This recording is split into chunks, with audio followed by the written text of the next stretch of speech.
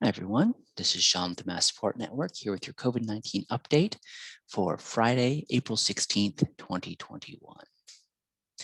So there isn't one clear story between all the different areas we look at for stats and trends right now. Worldwide, we are still showing significant increases with 5 million new cases in the last week.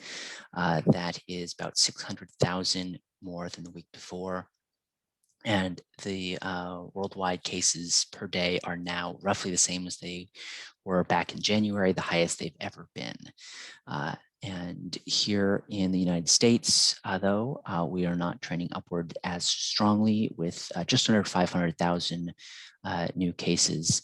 That kind of shows the disparity there. At the highest point before, the United States was driving something like 20% of the new cases, now just around 10%. A lot of that new stuff is coming from India, where they've had days of over 200,000 new cases, single days of 200,000 cases. But here in the United States, we saw there was just an increase of 34,000 additional cases over the week before. So still trending upwards, but not exponentially.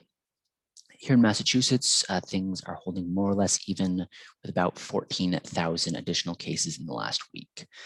In terms of deaths, worldwide, there were 84,000 new deaths in the last week. We will almost certainly pass our 3 millionth COVID-19 death at some point today.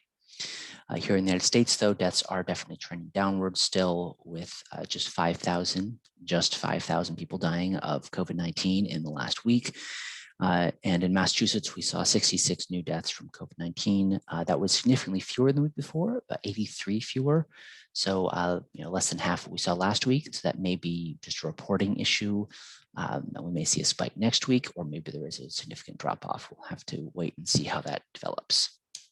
Looking at the United States new case trend, and see, as I said, is trending upwards, but not going in a major spike like we saw last fall or even last summer.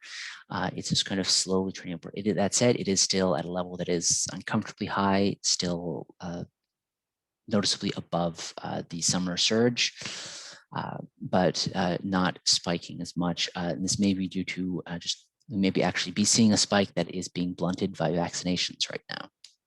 When we look across the country, though, there are one of the things we are seeing is that there are some places that are spiking significantly, whereas others are trending downwards, and those two metrics at the same time are kind of canceling each other out a bit. Michigan and now Minnesota as well are seeing significant spikes with very high rates of exponential growth. Michigan seeing as many cases as it saw back in January, for example. Now, this is a trend we might actually see switch as we get into the summer, where the northern states, the colder states, have more people stuck inside at this point, while in the warmer areas of the country, people are able to get outside more, and that blunts transmission quite a lot. And then when we get into the summer, we got the summer surge last year. That's as it gets too hot in the south and people have to go indoors, whereas the north can spend more time outside, and thus the transmission slows down in the north and speeds up in the south. But hopefully increased vaccination will take the edge off that as well. When we look at hospitalizations, they are trending upwards, not a huge amount, but a definitely noticeable amount. We are still below the level of hospitalizations we were at last summer, which is good, but it is still quite a lot of people in hospitals right now, with over 37,000 people right now hospitalized for COVID-19. When we look at new admissions, these are also trending upwards in a more obvious way. Of course, a smaller number is going to be going up, going to be more obvious when it starts to trend upwards.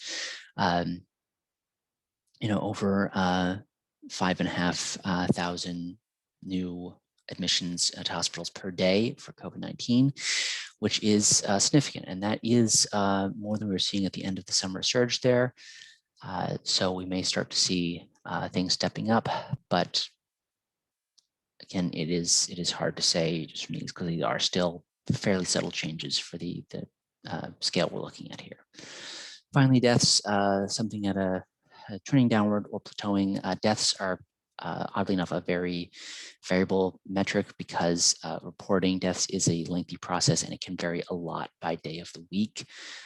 So depending on when you look at your data, it can be wildly different just from effects from individual days of the week.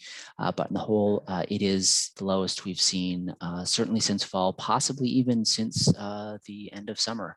We are definitely at fairly low. We finally have been significantly under 1,000 deaths per day for some time now. And that is something that, and hopefully we can keep keeping that downward as more vaccines get out there. So let's move on to developments. Of course, the big thing everyone is still talking about right now is the Johnson & Johnson vaccine pause, but there really aren't very many new updates on it. It's going to be going on for a couple more days.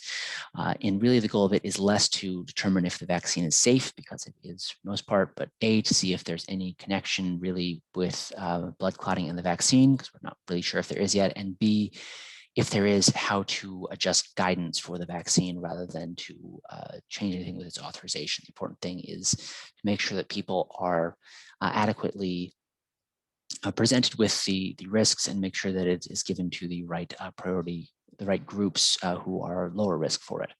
But in other news, on Monday, all adults in Massachusetts will be eligible for vaccination. Most states as well should be eligible as here too. So this will, things will probably be fairly busy for the next couple of days in our clinics. As everyone who's been waiting is now can get their turn. There'll probably be a lot of backups on the sign-up websites, but we're likely to, in a couple of weeks, sort of burn through the sort of early adopters, the people who are eager for vaccines, and it won't be too long before we start to see exactly where vaccine hesitancy comes in and when clinics start having empty slots. Some states, most notably Mississippi, are already at that point where they have full vaccination available for all adults and are still not filling their clinics. Here in Massachusetts, though, we are likely to go a little bit farther before we start to run into that problem. In other news, Pfizer has begun testing their vaccine in children 2 to 5 years old.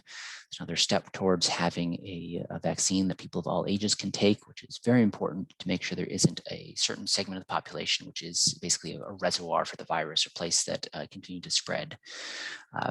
Make sure that everyone can be protected against it. Also, the Pfizer CEO expects that yearly vaccinations may be needed, as well as people who are already vaccinated may need a booster shot in a couple of months, and then we may need to get a regular COVID vaccine with our flu shot. That is definitely a possibility, but getting a yearly vaccine with your flu shot is not that difficult or time-consuming. I know, though, many people do not get their yearly flu shots, but if we can just keep this up, that wouldn't be that difficult. Again, though, we don't know exactly how much protection you get long-term. It is at least 6 months now, we're pretty sure, but beyond that is kind of a question mark. Moderna has, however, said that their booster shots will be ready by the fall. There is some debate if we need a specific type of booster shot, accounting for variants, or if it's enough to just get the same shot a third time, and then you have such a strong antibody level that doesn't matter what the variants are, you're just going to be protected there.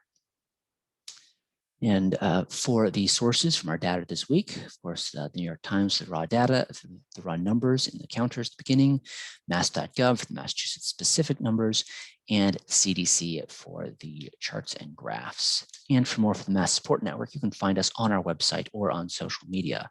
And remember, wear your mask, wash your hands, we'll be there if you need us. Stay safe.